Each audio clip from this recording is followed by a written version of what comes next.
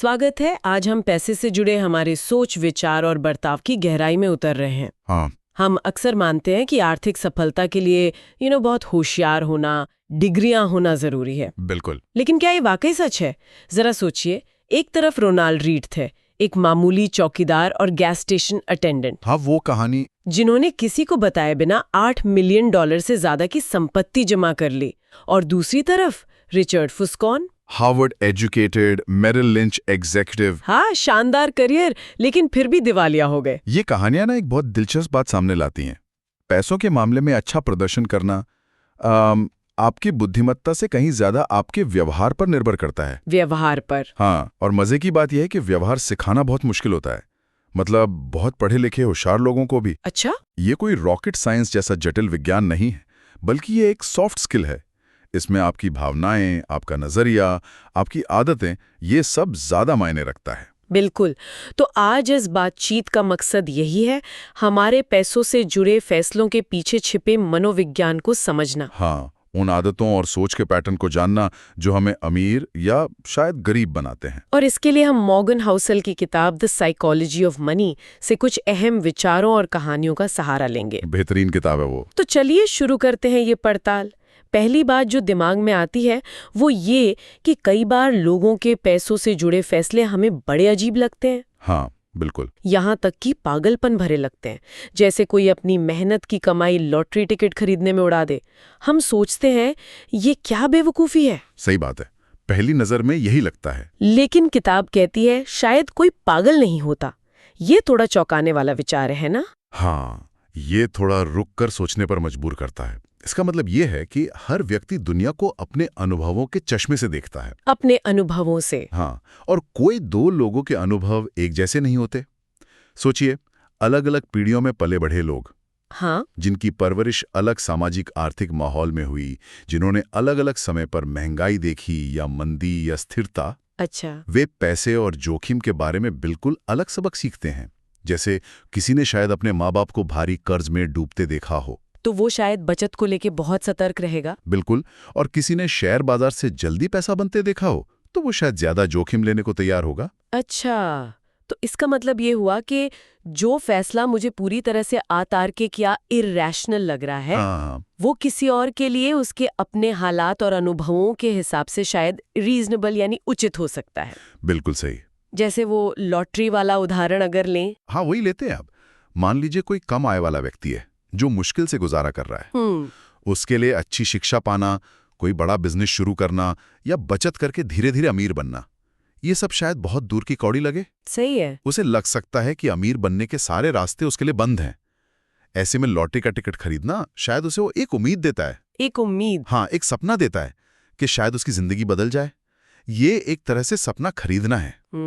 हम बाहर से इसे तरकीन कह सकते हैं, पर उस व्यक्ति के नजरिए से उसकी सीमित संभावनाओं के बीच ये एक उचित कदम लग सकता है। ये बात सोचने वाली है। यही बात है, हमारे निजी अनुभव दुनिया की सच्चाई का भले ही कितना छोटा हिस्सा हो, शायद 0.0000001%, हाँ, पर वो दुनिया कैसे काम करती है इसके बारे में हमारी 80% सोच तय करते हैं। ये वाकई सोचने वाली बात है। हम अक्सर दूसरों के फैसलों को अपनी समझ के दायरे से परखते हैं। बिल्कुल, बिना ये सोचे कि उनका दायरा हमसे कितना अलग हो सकता है। तो अगर हमारे फैसले हमारे अनुभवों पर इतने निर्भर करते हैं, तो क्या सफलता सिर्फ सही फैसले लेने और मेहनत करने से मिल जाती है? ये बड़ा सवाल है। या बिल गेट्स की कहानी याद आती है। वो दुनिया के उन गिने चुने हाई स्कूलों में से एक में गए जहां 1968 में ही कंप्यूटर था। हाँ, लेकसाइड स्कूल। ये तो किस्मत की बात हुई ना, सरासर किस्मत। हाँ, ये किस्मत का एक पहलू है, बिल्कुल है, लेकिन उसी कहानी का एक दुखद पहलू भी है, जोखिम। जोखिम कैसे? बिल गेट्स के एक स्कूल के दोस्त थे, केंट इवांस। अच्छा। वो भी उतने ही होशियार, कंप्यूटर के प्रति उतने ही जुनूनी, दोनों साथ में दुनिया बदलने के सपने देखते थे। साथ में? हाँ, हॉजल लिखते हैं कि शायद वो माइक्रोसॉफ्ट के सह संस्थापक भी बन सकते थे। अरे! लेकिन हाई स्कूल पूरा होने से पहले ही पर्वतारोहण के दौरान एक दुर्घटना में उनकी मौत हो गई। ओह, ये तो बहुत दुखद है। हाँ, ये एक बेहद दुर्लभ, मतलब 1 लाख में एक होने वाली घटना थी। ये जोखिम का क्रूर चेहरा है। तो एक को असाधारण मौका मिला, किस्मत। हाँ, और दूसरे की जिंदगी एक असाधारण हादसे ने छीन ली, जोखिम। बिल्कुल, एक ही सिक्के के दो पहलू। यानी किस्मत और जोखिम ये वाकई एक ही सिक्के के दो पहलू हैं जो हर कहानी में मौजूद हैं, भले ही हम उन्हें हमेशा देख ना पाएं। हाँ, ऐसा ही लगता है। ये सुनने में तो ऐसा लगता है कि जिसे हम किसी की कामयाबी या नाकामी कहते हैं वो काफी हद तक बस किस्मत का खेल है।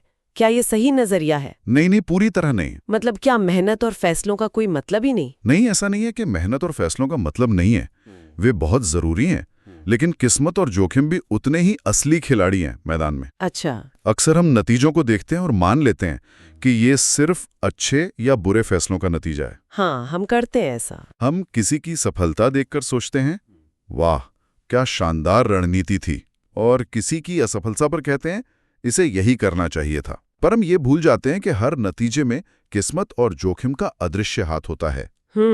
इसीलिए हाजिल कहते हैं, कुछ भी उतना अच्छा या बुरा नहीं होता जितना लगता है। कुछ भी उतना अच्छा या बुरा नहीं होता जितना लगता है। ये गहरी बात है। हाँ। तो फिर इससे हमें क्या सीखना चाहिए? अगर किसी की बड़ी सफलता में किस्मत का बड़ा हाथ हो सकता है और किसी की बड़ी असफलता में जोखिम का, तो हम किससे सीखें, क्या सीखें? यहाँ एक अहम सबक है। किसी एक व्यक्ति, खासकर जो चरम उदाहरण होते हैं जैसे अरबपति या बड़ी दिवालिया कंपनियां, हाँ। उनकी कहानी पर बहुत ज्यादा ध्यान देने से बचना चाहिए। क्यों? क्योंकि चरम सफलता अक्सर चरम किस्मत का नतीजा होती है और चरम असफलता चरम जोखिम का। इन कहानियों से सीखना मुश्किल हो सकता है क्योंकि आप उनकी किस्मत या उनके जोखिम को दोहरा नहीं सकते। सही बात है। ज्यादा बेहतर है कि हम व्यापक पैटर्न को समझें, सफलता और असफलता के सामान्य सिद्धांतों पर ध्यान दें जो ज्यादातर लोगों पर लागू होते हैं। पैटर्न पर ध्यान दें। हाँ, न कि उन असाधारण किस्सों पर जो शायद फिर कभी न दोहराए जाएं। हाँ। देखिए, साहसी और लापरवाह के बीच की रेखा बहुत महीन होती है और अक्सर वो रेखा किस्मत ही तय करती है। हाँ, कह सकते हैं। ये दिलचस्प है, पैटर्न पर ध्यान देना, न कि सिर्फ चमकते सितारों पर। चलिए अब एक और पहलू पर बात करते हैं। हाउजल कहते हैं कि अमीर बनना और अमीर बने रहना ये दो बिल्कुल अलग हुनर हैं। हाँ, ये बहुत बहुत महत्वपूर्ण फर्क है। ये कैसे अलग कैसे हैं? देखिए, अमीर बनने के लिए अक्सर आपको जोखिम लेना पड़ता है, आशावादी होना पड़ता है और कभी-कभी बड़ा दांव लगाना पड़ता है। लेकिन अमीर बने रहने के लिए इसके लगभग विपरीत गुणों की जरूरत पड़ती है। विनम्रता, थोड़ा डर। हाँ, डर, इस बात का डर कि जो आपने कमाया है वो जा भी सकता है, और बचत करने की आदत। इसकी कोई कहानी है किताब में? कोई उदाहरण? बिल्कुल, 1929 के स्टॉक मार्केट क्रैश की कहानी देखिए। जैसी लिवरमोर? हाँ, सुना है नाम। एक महान ट्रेडर थे जिन्होंने उस क्रैश के दौरान शॉर्ट सेलिंग करके आज के हिसाब से अरबों डॉलर कमाए। वो दुनिया के सबसे अमीर लोगों में से एक बन गए। वाह! उसी क्रैश ने एक और अमीर निवेशक अब्राहम जर्मैन्स्की को पूरी तरह बर्बाद कर दिया। ओह! तो देखिए, दोनों अमीर बनने में तो सफल हुए थे ना। कम से कम लिवरमोर तो बहुत ज्यादा सफल हुए। लेकिन कहानी यही खत्म नहीं होती है ना? लिवरमोर का क्या हुआ? नहीं, कहानी यहीं खत्म नहीं होती। लिवरमोर अपनी सफलता के बाद इतने ज्यादा आत्मविश्वास से भर गए, कह सकते हैं ओवर कॉन्फिडेंट हो गए। अच्छा। कि वो बड़े से बड़े दांव लगाते रहे। उन्होंने बार बार अपनी पूरी संपत्ति दांव पर लगाई और आखिरकार वो सब कुछ हार गए। सब कुछ? हाँ, सब कुछ। और अंत में उन्होंने आत्महत्या कर ली। जर्मैन्स्की तो क्रैश में ही बर्बाद हो गए थे। यानी दोनों ही अमीर बनने में माहिर थे, पर अमीर बने रहने की कला नहीं जानते थे। बिल्कुल, उनमें वो हुनर नहीं था। तो अमीर बने रहने का राज क्या है? वो कौन सी कला है जो लिवरमोर नहीं जानते थे?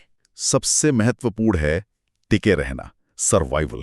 टिके रहना? हाँ, वित्तीय दुनिया में लंबे समय तक टिके रहना ही सबसे बड़ी ताकत है। देखिए, पूंजीवाद मुश्किल है। बिजनेस आते हैं और चले जाते हैं। हाँ, ये तो है। मंदी आती है, चीजें अप्रत्याशित रूप से बदलती हैं। अमीर बने रहने के लिए आपको इन उतार चढ़ावों को झेलने में सक्षम होना होगा। जैसे वॉरेन बफे और चार्ली मंगर। बिल्कुल सही उदाहरण। उनकी सफलता का राज सिर्फ अच्छा निवेश करना नहीं है, बल्कि ये भी है कि वो 7 दशकों से टिके हुए हैं। 7 दशक? ये तो कमाल है। हाँ, टिके रहने का मतलब है कि बाजार के बुरे दौर में भी मैदान छोड़कर भागना नहीं। उनकी कहानी में एक तीसरा साथी भी था, है ना? रिक वेरेन। हाँ, रिक वेरेन। वो भी बफे और मंगर जितने ही होशियार थे, लेकिन वो जल्दी अमीर बनना चाहते थे, बहुत जल्दी। और फिर क्या हुआ? 1973-74 की मंदी के दौरान उन्होंने मार्जिन पर, मतलब उधार लेकर, बहुत ज्यादा निवेश कर रखा था। जब बाजार गिरा तो फंस गए होंगे बुरी तरह। उन्हें भारी नुकसान पर अपने बर्कशायर हैथवे के शेयर बफे को बेचने पड़े। बफे ने वो शेयर खुशी खुशी खरीद लिए। ग्वेरिन खेल से बाहर हो गए। जबकि बफे और मंगर टिके रहे। बिल्कुल। अमीर बने रहने के लिए लगातार असाधारण रिटर्न की जरूरत नहीं है। लगातार ठीक-ठाक रिटर्न काफी है अगर आप लंबे समय तक टिके रह सकें। तो टिके रहने के लिए क्या चाहिए? इसके लिए जरूरी है गलती की गुंजाइश रखना, मार्जिन ऑफ सेफ्टी। गलती की गुंजाइश, मार्जिन ऑफ सेफ्टी, इसका क्या मतलब है व्यवहार के स्तर पर? इसका मतलब है ये मानना कि भविष्य अनिश्चित है।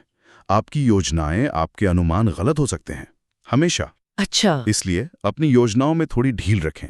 उतना जोखिम ना लें कि एक गलत कदम आपको खेल से ही बाहर कर दे। जैसे? थोड़ी बचत रखें, थोड़ा कैश हाथ में रखें, जरूरत से ज्यादा कर्ज न लें। ये विनम्रता का प्रतीक है, ये मानना कि आपको सब कुछ नहीं पता और चीजें गलत हो सकती हैं। विनम्रता। हाँ, यही विनम्रता आपको टिके रहने में मदद करती है। ये बात बहुत गहरी है। अक्सर हम सिर्फ रिटर्न बढ़ाने पर ध्यान देते हैं, लेकिन जोखिम को कम करने और टिके रहने के महत्व को नजरअंदाज कर देते हैं। बिल्कुल। अब एक और दिलचस्प विचार पर आते हैं, पैसे का वो पहलू जो दिखाई देता है और वो जो नहीं दिखाई देता। हाँ, ये भी बड़ा मजेदार है। आपने कभी किसी को महंगी स्पोर्ट्स कार, मान लीजिए फेरारी, चलाते हुए देखा? हाँ, देखा है। क्या ख्याल आता है मन में? अक्सर पहला ख्याल आता है, वाह, ये आदमी कितना अमीर है या कितना सफल है। हाँ, या शायद अगर मेरे पास ये कार होती तो लोग मुझे कितना पसंद करते, मेरी कितनी इज्जत करते। हाँ, मैं ना, ये भी आता है दिमाग में। मैंने कुछ समय वैलेट पॉकिंग का काम किया था और मैंने यही देखा। लोग महंगी गाड़ियों को देखते थे, उनकी तारीफ करते थे, क्या गाड़ी है। लेकिन शायद ही कोई ड्राइवर को देखकर सोचता था, वाह, ये आदमी कितना कूल है। हम अक्सर चीज की तारीफ करते हैं, उसके मालिक की नहीं। बिल्कुल, यही है man in the car paradox. Man in the car paradox. हाँ, लोग अक्सर दौलत इसलिए चाहते हैं ताकि दूसरे उन्हें पसंद करें, उनकी प्रशंसा करें। वो सोचते हैं कि महंगी चीजें खरीदने से उन्हें सम्मान और प्रशंसा मिलेगी। लेकिन मिलती नहीं है। नहीं, असल में जब दूसरे लोग आपकी महंगी कार या बड़ा घर देखते हैं तो आपकी प्रशंसा नहीं करते। वो उस चीज को अपनी इच्छाओं के बेंचमार्क के तौर पर इस्तेमाल करते हैं। बेंचमार्क? मतलब वो सोचते हैं, काश मेरे पास भी ऐसी कार होती। आपकी दौलत उनकी अपनी चाहतों का पैमाना बन जाती है, आपकी प्रशंसा का नहीं। अरे, तो फिर लोग दिखावे पर इतना जोर क्यों देते हैं अगर इससे वो प्रशंसा नहीं मिलती जिसकी उन्हें उम्मीद होती है? ये शायद इंसानी फितरत है, समझने में मुश्किल है। लेकिन इससे जुड़ा एक और अहम विचार है, असली दौलत वो है जो दिखती नहीं है। असली दौलत दिखती नहीं, ये कैसे? समझाइए जरा। देखिए, जिसे हम आमतौर पर अमीरी कहते हैं, हाँ, वो अक्सर दिखाई देती है। हाँ, जैसे महंगी कार, बड़ा घर। बिल्कुल, ये आपकी मौजूदा आय या आपके खर्चों से जाहिर होती है। कोई अगर $100,000 की कार चला रहा है तो वो अमीर दिख सकता है। हाँ, लेकिन हमें सिर्फ इतना पता है कि उसके पास अब कार खरीदने से पहले के मुकाबले $100,000 कम है, या शायद उस पर उतना कर्ज है। सही बात है। लेकिन दौलत छिपी होती है। दौलत वो आय है जिसे खर्च नहीं किया गया। खर्च नहीं किया गया। हाँ, ये वो बचत है जो बैंक में पड़ी है, वो निवेश है जो चुपचाप बढ़ रहा है। ये वो महंगी कार है जो नहीं खरीदी गई, वो हीरे हैं जो गले में नहीं पहने गए। दौलत भविष्य के लिए विकल्प देती है, आजादी देती है, सुरक्षा देती है। ये दिखाई नहीं देती। ये तो बिल्कुल रोनाल्ड रीड वाली बात हो गई। हाँ, उनकी $8 मिलियन की दौलत किसी को दिखाई नहीं दी जब तक कि उनकी वसीयत सामने नहीं आई। वो दौलतमंद थे, अमीर दिखते नहीं थे। एकदम सही। हम अक्सर दिखने वाली अमीरी से बहुत जल्दी प्रभावित हो जाते हैं। बड़ी गाड़ियां, बड़े घर, महंगे कपड़े। हाँ, हो जाते हैं। लेकिन असली दौलत जो बचत और निवेश के रूप में छिपी होती है, उस पर हमारा ध्यान नहीं जाता। जबकि दौलत बनाने का सीधा सा मतलब है अपनी आय से कम खर्च करना और बाकी को बचाना या निवेश करना। दौलत का निर्माण खर्च न करने से होता है। बिल्कुल, ये थोड़ी अजीब लगती है बात, पर है सच। ये सचमुच सोचने का एक अलग नजरिया है। हम अक्सर बाहरी चमक दमक को ही सफलता मान बैठते हैं। तो आज हमने पैसों से जुड़े मनोविज्ञान की कई दिलचस्प परतों को खोला। हाँ, काफी कुछ कवर किया। हमने देखा कि हर किसी का नजरिया उसके अनोखे अनुभवों से बनता है, और जिसे हम पागलपन समझते हैं वो शायद किसी के लिए उचित हो। कोई पागल नहीं होता। हाँ, हमने ये भी समझा कि सफलता और असफलता में किस्मत और जोखिम का कितना बड़ा अनदेखा हाथ होता है। बिल्कुल। और हमने अमीर बनने और अमीर बने रहने के फर्क को समझा कि टिके रहना कितना जरूरी है, जिसके लिए विनम्रता और गलती की गुंजाइश रखना अहम है। हाँ, और शायद सबसे ज्यादा चौंकाने वाली बात यह कि असली दौलत अक्सर वो होती है जो दिखती नहीं। ये बैंक बैलेंस में, निवेश पोर्टफोलियो में और भविष्य में मिलने वाली आजादी और विकल्पों में छिपी होती है। पैसा सिर्फ स्प्रेडशीट और नंबरों का खेल नहीं है। ये भावनाओं, डर, अहंकार, पछतावे और संतुष्टि का भी खेल है।